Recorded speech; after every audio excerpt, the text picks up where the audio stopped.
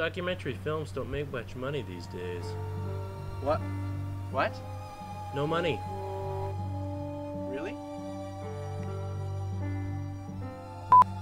Yeah.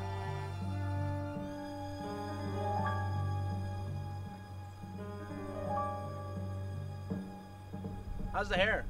It's okay? We're rolling. Hi there. My name is L. Christian Goulet, short information video creator.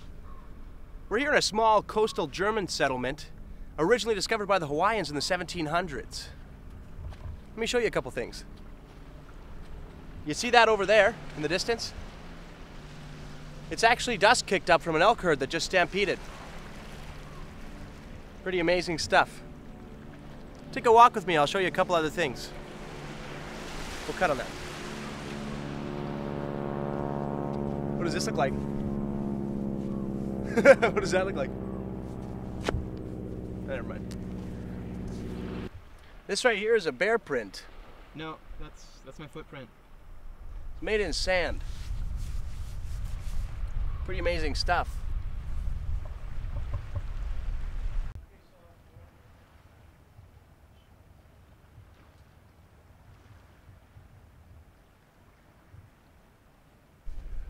While walking around on the beaches of Tug City, you may notice this. Several varieties of sea life. They're all plants.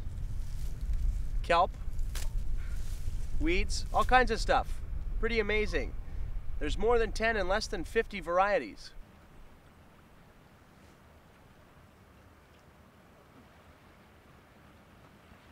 Hey, where's the camera guy? Are you the camera guy?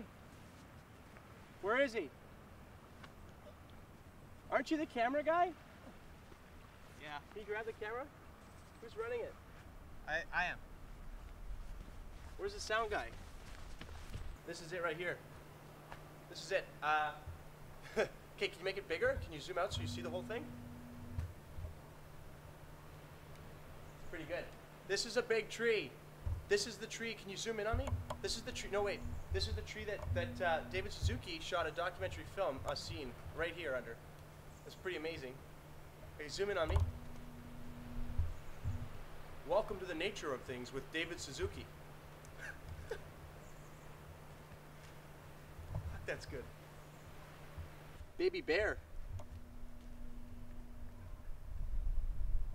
Hi. Hi there, little guy. Hi there, little one. I'm gonna name him Chocolate. Guten Tag. Something about this area, Tug City, people love to beachcomb. They're all over the place. On the background there, they go everywhere. And they're looking for things on the beach. Holy, eh? Look at this. That's a shell. It's probably about 6,000 years old. No, don't eat that. People come from all over the world just to walk on these beaches. Why can't I eat them? Here in the UNESCO Biosphere's Clayoquot Sound, there's a large and thriving logging industry, of which there is absolutely no environmental impact, amazingly. That's absolutely ridiculous. What? Looks like we have an eco-terrorist in our crew. I think he means environmentalists, and I'm just a geography major.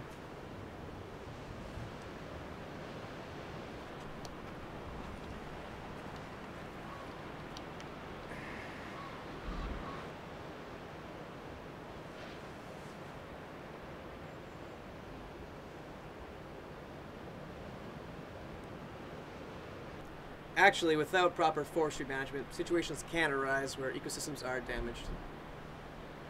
Prove it. Well, when you remove the larger trees, it disrupts the natural protective canopy that covers the forest floor, and so mass wasting, soil degradation, well, the concerns arise.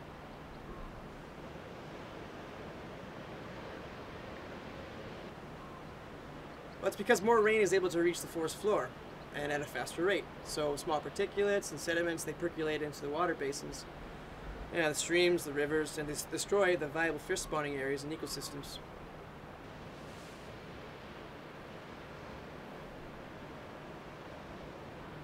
Well, Foresting can destroy the natural pristine beauty of these areas, which really all of us should be able to enjoy.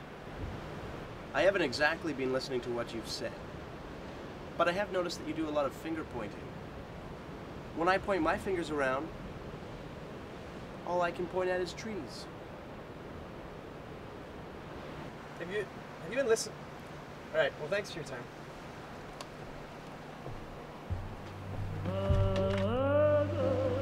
Atlantic!